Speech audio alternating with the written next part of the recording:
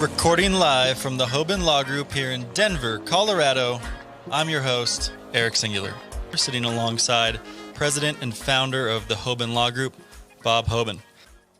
Today we're talking about the road to globalability. We are joined by CEO and founder of Outcrowd Group, RJ Falcioni. RJ, thank you for being here with us.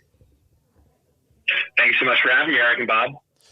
And RJ, how are you doing today? How have you been recovering or getting back to normal now that the lockdown is over? We're starting to see some return of normalcy. How's everything treating you?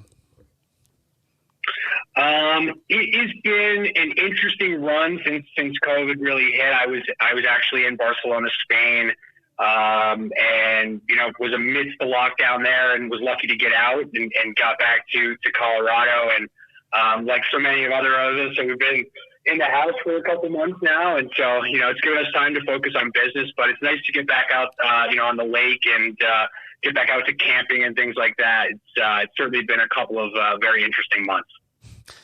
No doubt about that. And RJ, so we're talking about globalability. We're talking about how this industry is quickly shaping, to be a global industry.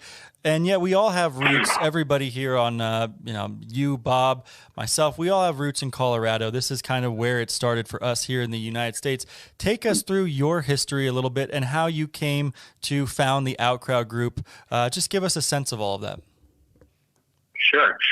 Yeah, so I grew up in Connecticut and was actually very vocal about being straight edge and drug free for most of my life until I basically turned 21 and found cannabis. So I kind of had a really interesting start where a lot of people you find in the industry started smoking when they were 12 or don't smoke at all. And I was kind of in that college sort of age smoker. And I think as they say with religion, those that come to it later in life tend to be more vocal or evangelist about it. So I think when I found it, I realized there was so much more to it than just getting stoned. I loved the historical sort of tribal element of it. I went to college for history and law, so that was really appealing to me in terms of wanting to know more about it. And that really led me on a course through the last 12 years or so where, I was in law school, but I was flying back and forth between Colorado and California, working for dispensaries and vertical operations in both states, while I was still in law school, knowing that, I was going to pass the bar and probably never spend one day in an office wearing a suit. But that I was really going to devote what I was learning about the approach to life that law school teaches us and put it to cannabis. So as soon as I got out of law school and the New York bar exam in July was over, about 2 weeks later, I was on the road to Colorado to get involved in a 120 light cultivation facility and a dispensary that was attached to that.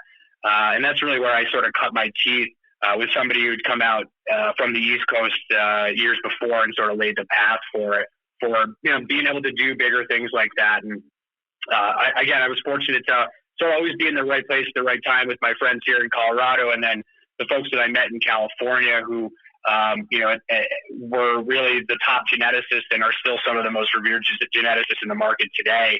Kind of just always been lucky and have been able to hold a bunch of different roles and always focus on, the medical benefits the plant brings and being able to return that to people. It's always really what I took the most passion in, and I've been able to do that regardless of whether it was, here in Colorado as a cultivator or running a delivery in Oakland or now in these tech companies in the last couple of years and really looking to empower the businesses that serve customers. So it's certainly been an interesting 12 years and I owe it all to cannabis. So I'm fascinated by your studies, history and law, and I can appreciate the fact that you didn't want to go down the road of working in an office and being a lawyer. I sincerely can. But let's talk about history for just a minute. History is one of my favorite topics of all time. And I think that people that like history love history. History is instructive. It's interesting. It's characters. You couldn't write it better fictionally than what happened in real life. And I've got 2 teenagers in school. They hate history. They can't stand it. And I think it's the greatest thing ever, especially at certain periods of time in our history. And, you know, what's significant and what was interesting. What is it about history to you that's interesting and attractive? Because I need to take some things back to my kids because they just don't get it. I mean, you know, I think a lot of it comes from being, it comes from being an only child and really always looking for sort of a different world to exist in, you know, and the idea that history is something that is completely different than what you exist in today. I mean, you take ancient civilizations and juxtapose them against the early American history, against what's happening today. And from the technology aspect, the political aspect, the sort of the interaction of people within those times. I mean, there's so many interesting facets to it. You know, if you like Star Wars, then you should like history. You know, it's the same kind of, I don't want to say escapism, but certainly the ability to be transported to somewhere that's different than where you are now. I mean, you know, who doesn't love the movie Back to the Future, you know? So. No, that's well said. And certainly history, to your point, repeats itself in many ways. And we're seeing that happen right now.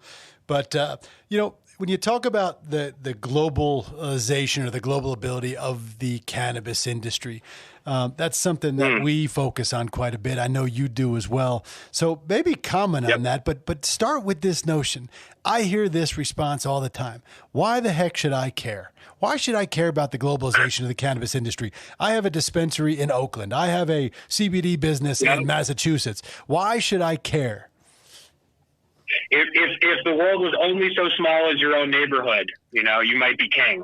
I think that a lot of folks get caught in that trap of, you know, regardless of what size pond you're in, you know, thinking that you're the biggest fish or that you're in the biggest pond. And, you know, we haven't even, especially from a domestic standpoint, begun to scratch the surface of global cannabis. You know, the fact that Colombia is exporting to the UK or to Canada, or that Germany is receiving imports and that America has nothing to do with it.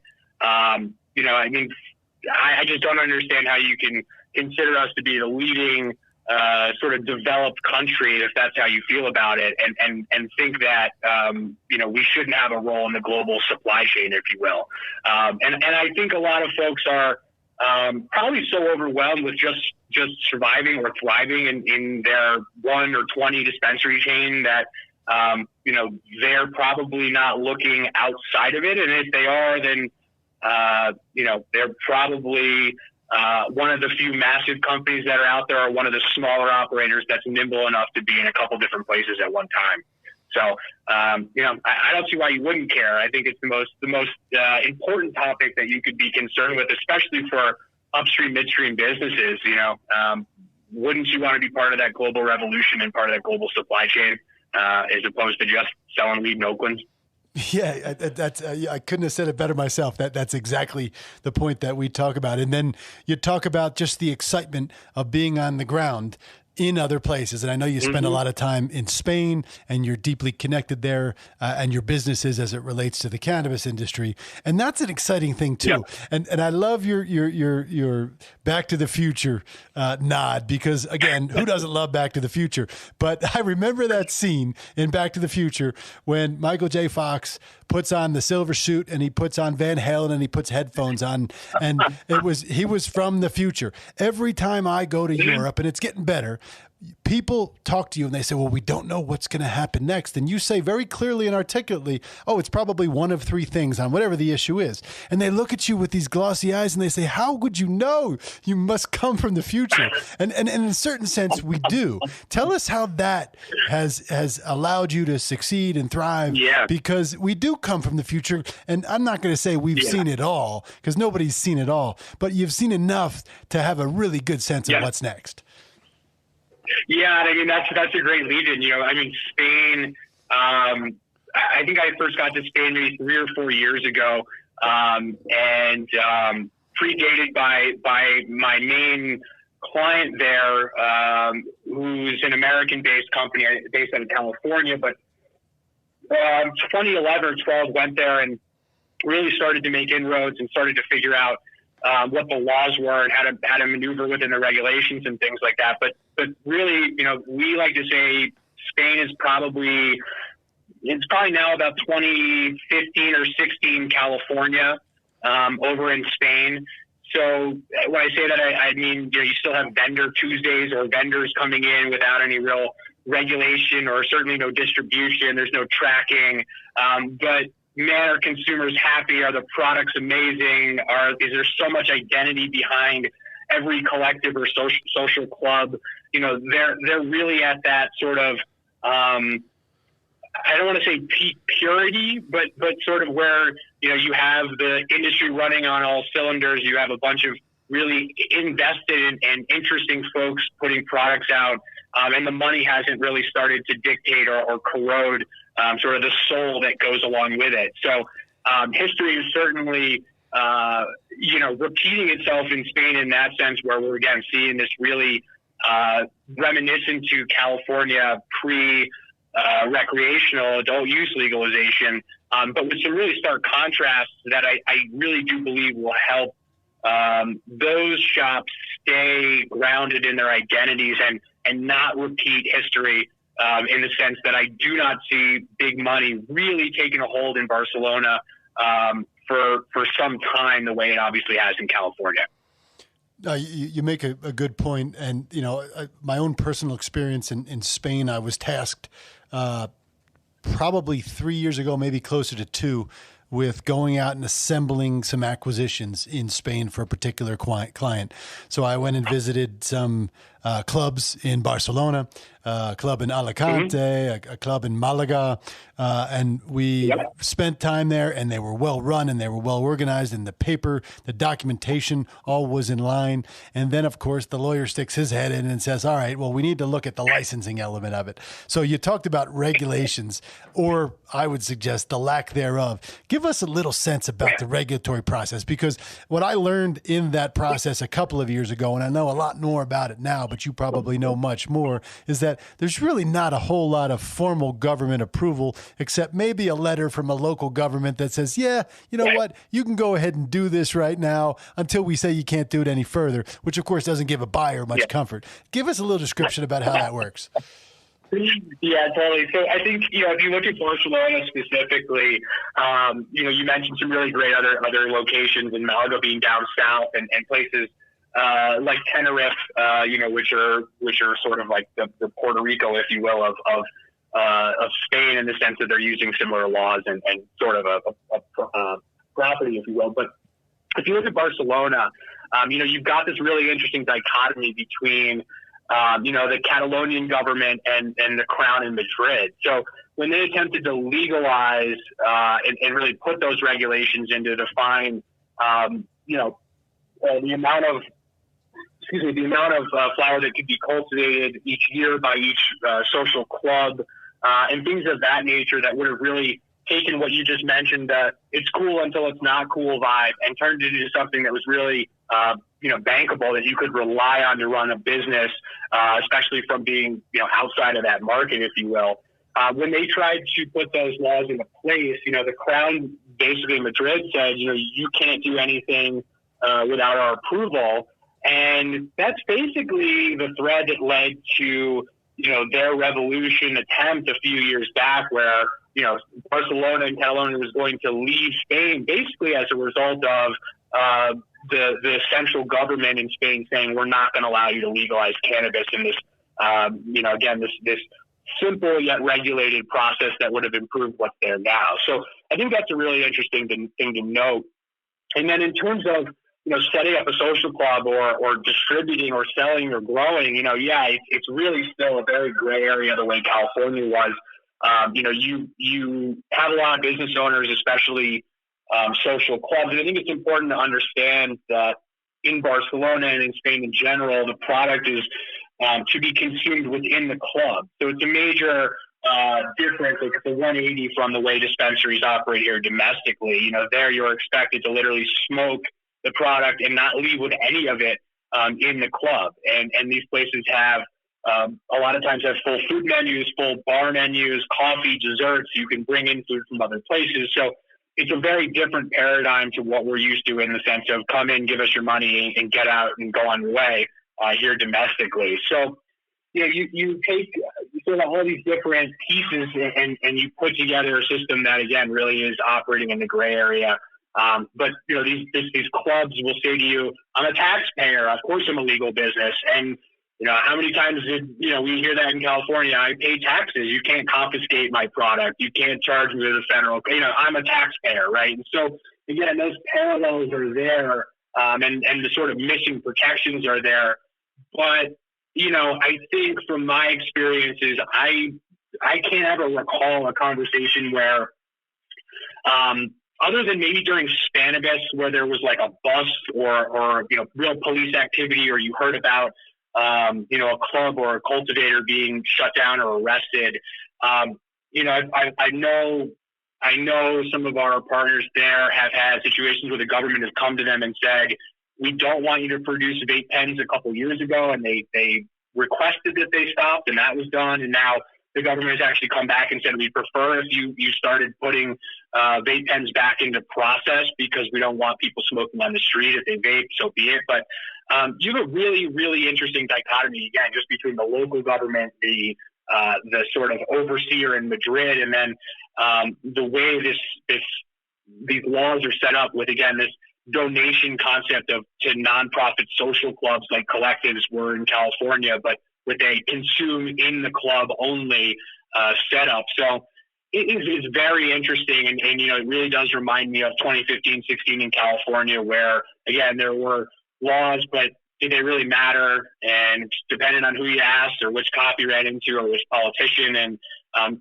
certainly, you know, there was a lot of money being made and certainly being sophisticated money being made around brands. But still this sort of self-rule, if you will. And I think Barcelona in general is sort of, you know, has that paradigm of, again, you know, you couldn't speak the Catalonian language there 15 years ago on the streets legally. So they have a huge identity, I don't know, power need, if you will. The people there really want to hold on to their identity. And I think that translates to the cannabis market. The people you see working in those places are, they think that's the most blessed moment of their life to make €6-7 an hour to help you get your cannabis. So it's a really different but similar situation as it has been here in the past domestically. Well, RJ, there's so much to unpack in all of that, and I want to harken back to something you said at the very beginning of our conversation, which was this issue of culture. When you're dealing with globalization and globalability of cannabis and taking cannabis companies around the world, you're dealing with different cultures, and you're touching on this very, very interesting point, which is that every culture is different. It has nuances, and I'm really glad you brought up Spannabis because I know you were going to attend. Bob, you were going to attend. Yep. This is the biggest cannabis event in Europe. It's been running for almost 2 decades at this point. And I don't know if you would just kind of tell us, I know you were going to run a special event at Spannabis called Hotel California. Maybe you could give us a sense of why you chose that name, but also, you know, why is it so important to have these networking events, particularly with people from around the world convening in these places and getting people together? Yeah, so we were actually fortunate enough to get Hotel California accomplished the day before Spannabis was canceled. So that was a dispensary partner event or a social club partner event that we were able to get done. And we actually maxed out the capacity at this club because so many people were, I think, disappointed that they couldn't go to Spannabis, but also because, as you said, it is the biggest event in Europe and it is a cultural thing. You know, our partner there took third place in one of the large, again, off-site competitions, and people were there just to take pictures with him of the trophy and to taste the award-winning products and things of that nature. And so when you talk about culture, both the culture of the folks hosting it and also the people and the camaraderie from all over the world that really resonates and gets built, the community that exists around Spannabis. I mean, I don't think I've ever seen a place more lively than Barcelona, that week before and week after of Spannabis.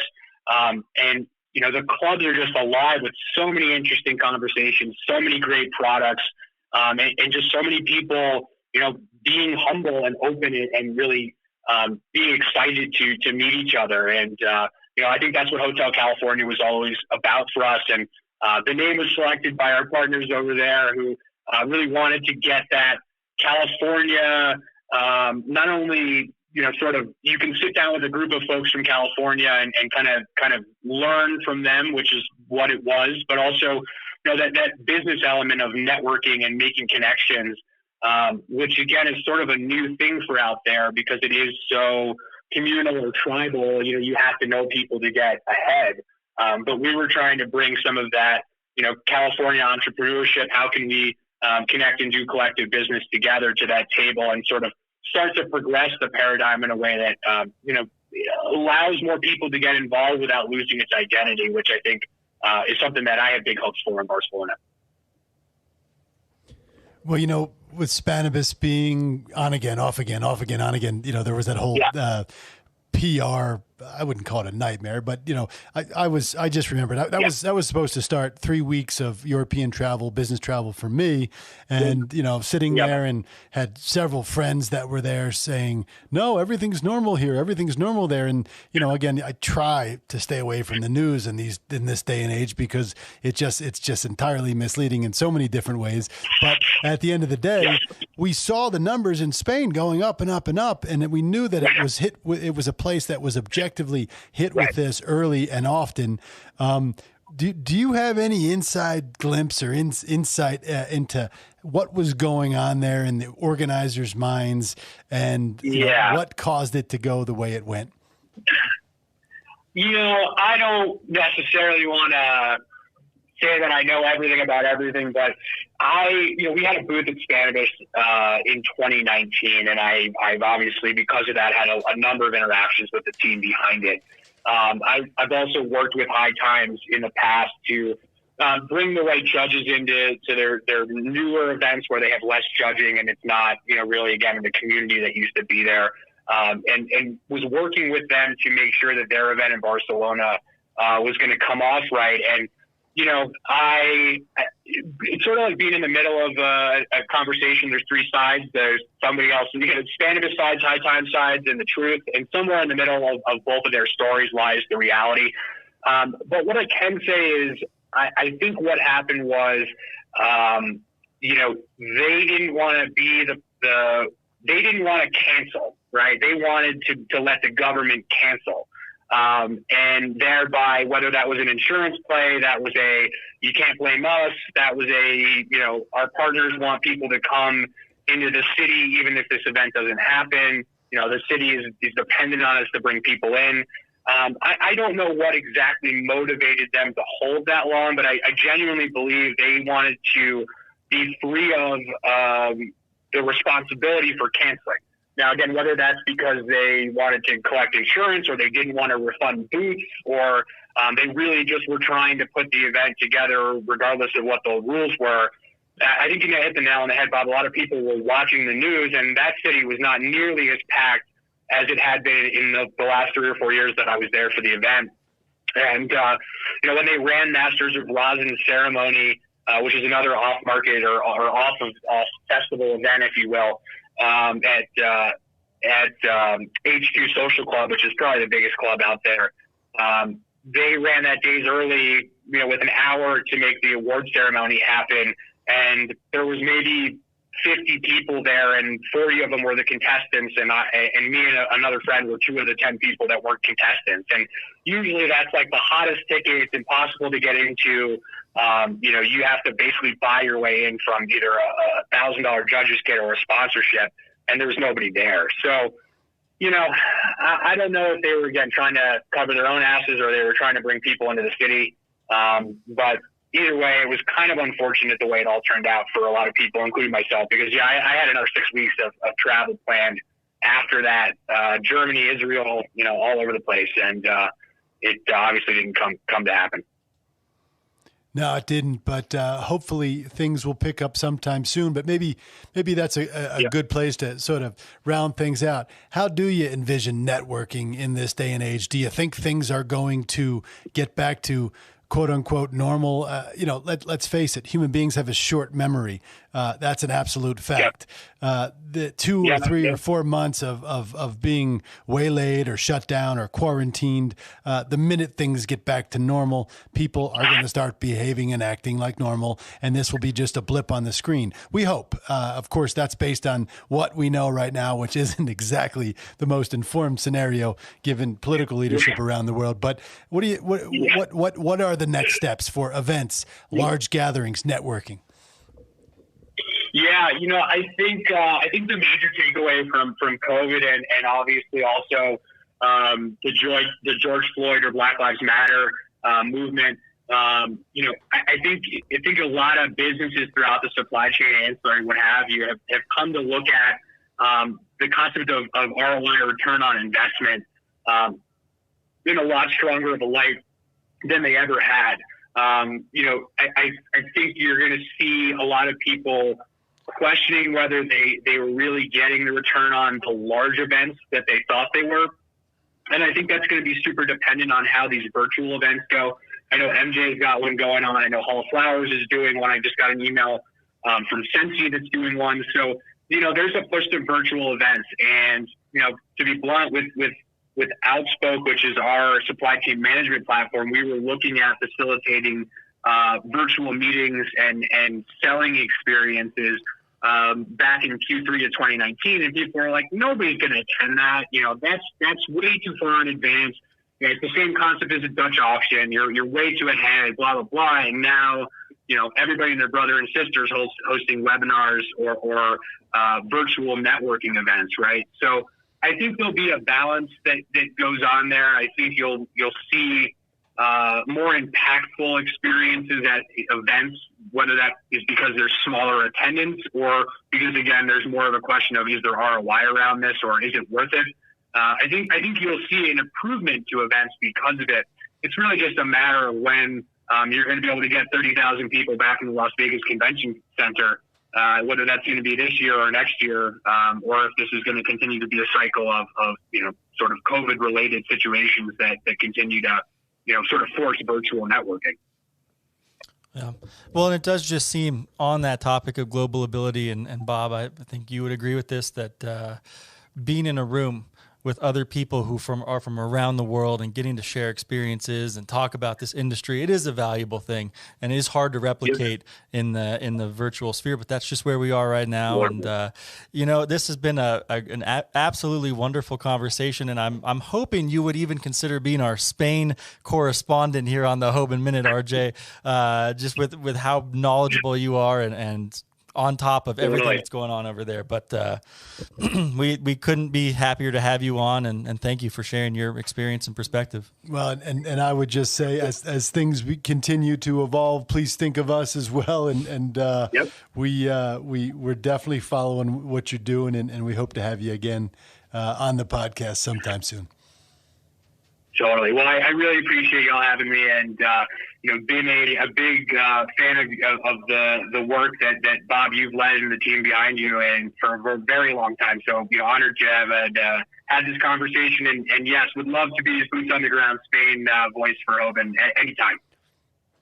Well, much appreciated. Thank you again for joining us. Until next time, Eric, that's been the Hoban Minute. Thank you for listening to this episode of the Hoban Minute. Do you have any ideas for episode topics or guests? We would like to hear from you. Reach out to us at media@hoban.law and stay tuned for more on the Hoban Minute.